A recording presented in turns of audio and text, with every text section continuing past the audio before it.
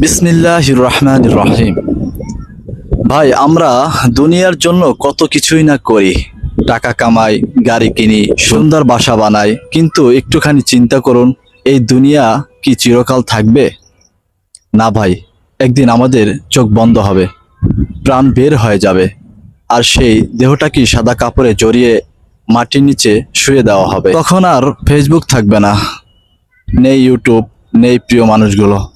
থাকবে কেবল তিনটি প্রশ্ন: তোমার রবকে, তোমার দিন কি, তুমি কাকে অনুসরণ করেছিলে?